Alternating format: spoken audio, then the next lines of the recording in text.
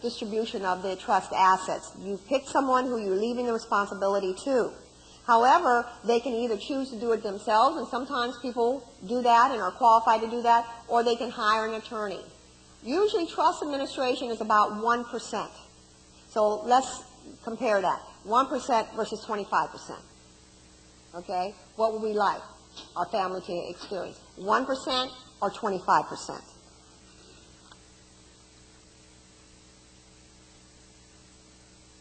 And now this person asks if you have asked for the override clause to be activated for the living trust. I'm not quite sure what that means, so I'm going to leave that for when you come in for your free consultation. Okay? We'll talk about that then. The next question is that if someone has an undivided half interest in the property and they pay and they're divorced,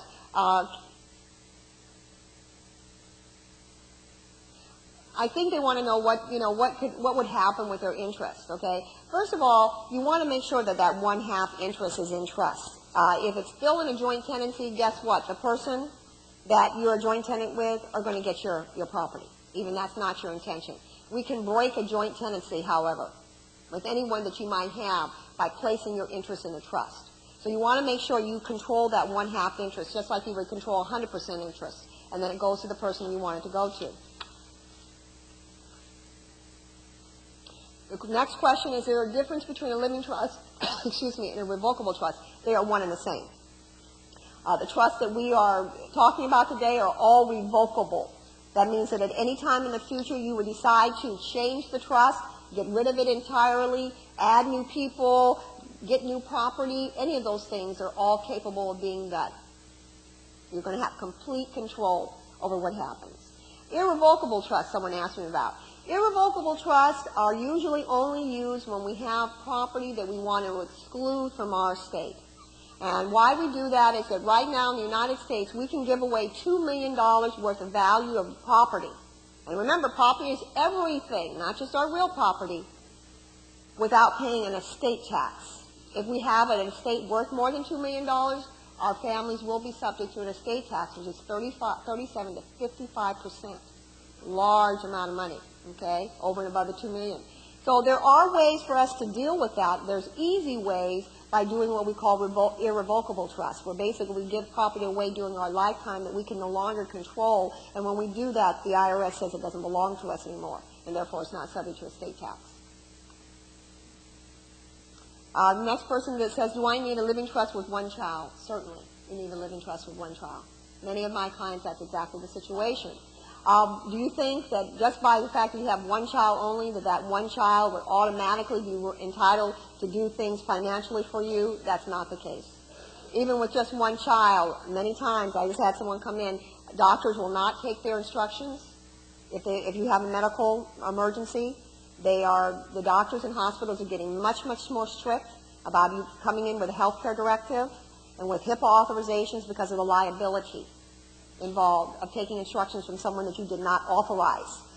So if you want that one child to be protected and you want things to go smoothly to that one child and for that one child and have that one child be able to handle things for you, you definitely want to make sure things are in order and that you have your living trust. Will Medi-Cal, it says Medi, but I think the person's talking about Medi-Cal, take over my home after I pass away if I leave it to my family. If you have received Medi-Cal benefits, more than likely there will be a lien on your property at your death.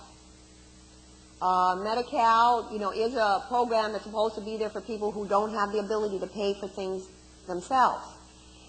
But they do exempt homes. In other words, even if you have if you're in your residence, you can still obtain Medi-Cal. Sometimes that's for in-home services. Sometimes it might be for nursing home services. However, the state of California will want to be paid at the end of life, and they will place a lien on your property, and they do expect to be paid from that. So that's why it's important for us to have taken care of things as much as we can. In other words, can we avoid that? Yes, we could avoid that if our child had what we call Medi-Cal triggers in your living trust. There are ways that could be avoided from them having to have your home subject to Medi-Cal recovery. But generally, Medi-Cal recovery is going to be any time we have received Medi-Cal benefits and we did have an asset the state of California is going to obtain payment from that asset after your death. They'll allow you to stay in your home all your life, and they will not, jeopardize that existence, but at your death, they want to be repaid. And it can be negotiated, but again, you want your child to have all, or the person you chose, your grandchild, your friend, or your brother, your sister, whoever it might be, you'll want that person to have all the legal authority that you can give them to deal with this. Okay. Says, I already have a living trust, however my attorney and company is in San Diego. Could you change? Could you change? Yes, you can change in that you would do what we probably call a restatement. And it'll depend. When you come in, you bring your documents with you, and we'll look at what it is that you put together. And so it's a case-by-case basis when we have a plan as to whether or not anything needs to be done. It could be quite possible, ladies and gentlemen, that there's nothing that needs to be done. It is all in order. Or there could be certain documents that need to be changed. Or your intentions may have been changed as to a number of things. So we will sit down and look over those things, and I welcome anyone who has an existing plan to bring them in and take advantage of the free consultation. Will my office be able to handle situations in Virginia, Pennsylvania, and North Carolina? I assume this person is meaning about properties they have in those states. If you place those properties in a California trust, they will be controlled by your California trust. And you will not need to hire an attorney or otherwise get involved in any kind of probate proceedings in any of those states. And yes, I can help you have that happen. We do it all day, every day. Are assets and trusts subject to taxes and or creditors? Well, I already told you that anything over $2 million, any estate valued at over $2 million will be subject to estate tax. Okay, that's a federal tax. However, taxes are probate. Just so you understand, that is a way that we collect taxes in the state of California, is by having people who are unprepared, who did not take care of their affairs before they pass away, pay tax in the form of probate costs. So that tax we can avoid by having a plan. If we have more than $2 million, then we're going to have to do what we call advanced planning. We're going to have to come up with ways to avoid that tax. But there are very easy ways to do that. Creditors. Your trust will be subject to your creditors, yes. Remember, you're going to be in complete control. You can only have it one way or another, ladies and gentlemen. It's either yours and it's under your complete control, then your creditors can get to it. If you fail to pay your mortgage, yes, a foreclosure could take place on your property. Okay? But for your heirs, you can protect them from their creditors. So your trust will allow you to protect your heirs from their creditors, from divorcing spouses and the such. What age is a reverse mortgage good for us? I'm having a seminar on February 3rd at the Inglewood Library Auditorium. And I invite all of you who are interested in reverse mortgages to come to that seminar. I do believe you have to be 62 years or over just to be able to get a reverse mortgage. But there'll be a lot more information about reverse mortgages at that time. I do think the reverse mortgages are good for certain people in certain circumstances. I would recommend them in certain circumstances. So come and get more information. What do we need to bring for your consultation? Oh, this is a great one. This is a great one. Well, what you're going to bring is you're going to bring your worksheet. You're going to have received your worksheet. You're going to receive the confirmation of the time and date that you chose to come in to see me. And you're going to be asked to bring copies of your deeds for the real estate that you own. If you have an existing plan, you're going to be asked to bring that in. And that's it. And then you're going to have asked to have thought about some of the things we talked about here today. Like, who would I trust? If I went out here on Vermont and had, an auto accident and I'm transported to Sentinel Hospital, who do I trust to make my medical decision for me if I can't make it? Who do I trust to keep my bills current? To make sure that my house doesn't go into foreclosure? To make sure my lights stay on? Who do I trust to do those things for me? Those are the decisions. And then if I pass away, who do I trust, like I said, to make sure that my estate is distributed in the way that I've already decided? Those are the most important decisions you'll need to make. Those are the things I need for you to think about before you come in, and we're going to have an opportunity to talk about all of those things when you take advantage of your free consultation. This one is probably kind of more of a personal question, but it deals with divorce. What if the person you chose is not happy and they get a divorce or something of that sort? Basically, the fact that you picked an individual, their divorce or so forth won't have any effect upon their responsibilities.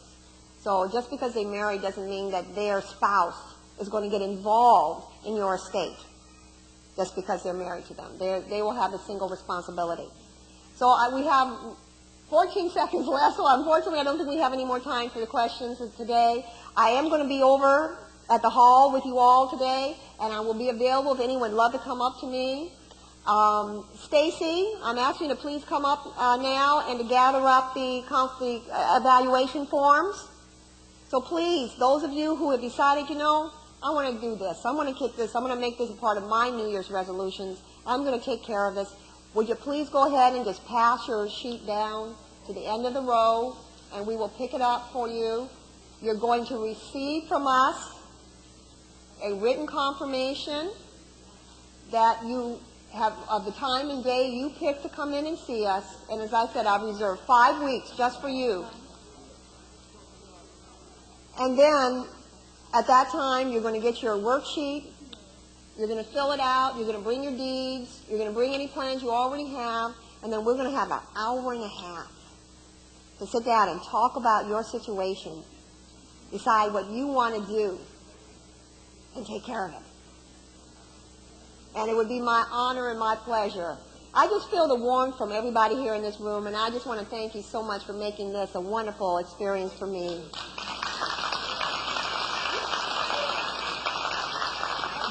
Thank you so much. Thank you.